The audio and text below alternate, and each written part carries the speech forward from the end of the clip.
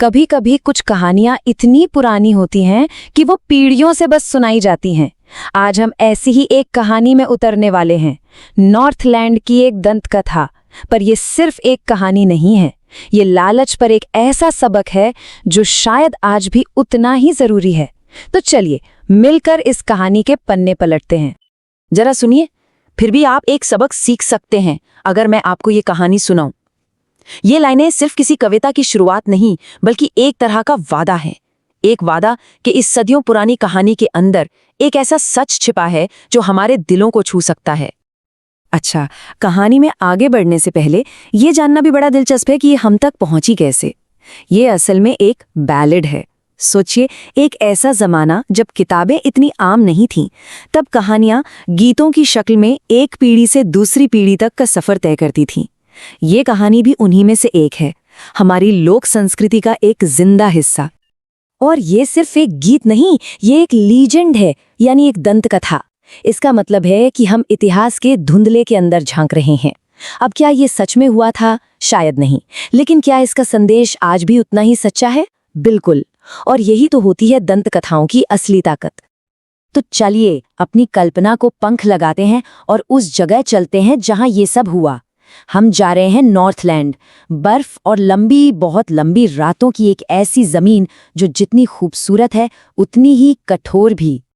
Northland की दुनिया की कल्पना कीजिए, एक ऐसी जगह जहां सर्दियां इतनी लंबी हैं कि दिन और रात का फर्क ही मिट जाए, जहां बर्फ से ढकी जमीन पर तेज रफ्तार वाले रेंडियर स्लेज गाड़ियां खींचते हैं, और जहां बच्चे भालू के बच्चों जैसे दिखने वाले गर्म रोएदार कपड़ों में लिपटे रहते हैं। ये कहानी इसी बर्फीली दुनिया की है।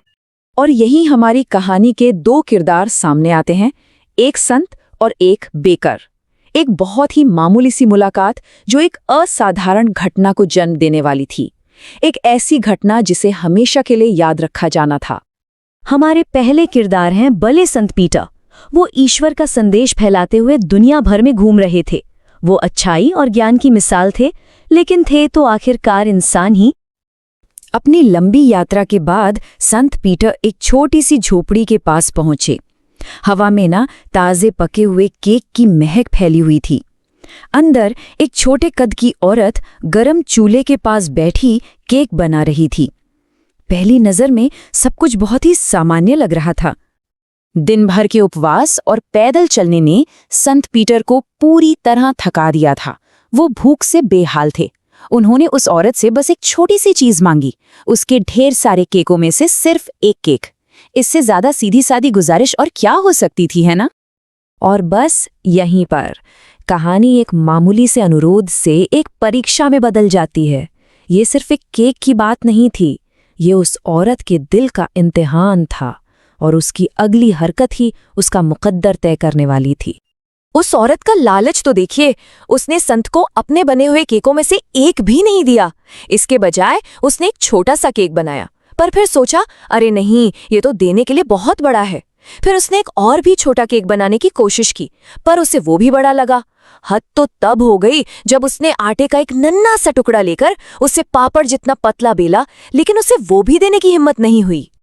और फिर उसने वो बात कही जो उसके लालची दिल की पूरी सच्चाई थी, मेरे केक जो मुझे खुद खाते वक्त बहुत छोटे लगते हैं, वही देने के वक्त बहुत बड़े हो जाते हैं। ये सिर्फ शब्द नहीं थे, ये उसके अंजाम पर लगी एक मोहर थी। कहते हैं ना, हर क्रिया की प्रतिक्रिया होती है, और इस औरत के लालच का अंजाम बहुत ही नाटकीय और भयानक होने वाला था। अब हम कहानी के उस मोड़ पर पहुंचते हैं जहां एक संत के सब्र का बांध टूट जाता है।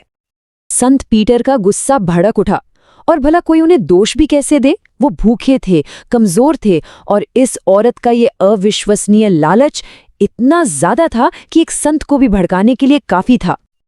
संत पीटर ने उसे श्राप देते हुए कहा, तुम इंसान कहलाने के लायक ही नहीं हो। तुम्हें खाना, घर और आग की गर्मी सब कुछ मिला है, फिर भी तुम्हारा दिल इतना छोटा है कि तुम कुछ बांट नहीं सकती। और फिर उन्होंने उसे ऐसी सजा दी जो उसके गुनाह के बराबर थी। आज से तुम एक पक्षी बन जाओगी, उन्होंने कहा, और तुम्हें खाने के हर एक छोटे निवाले के लिए दिन भर कठोर सूखी लकड़ी में चोंच मारनी पड़ेगी। संत के शब्द अभी हवा में गूंज ही रहे थे कि श्राप ने अपना असर दिखाना शुरू कर दिया। उस औरत का बदलना फौरन हुआ और ऐसा हुआ कि फिर कभी कुछ पहले जैसा नहीं हो सकता था।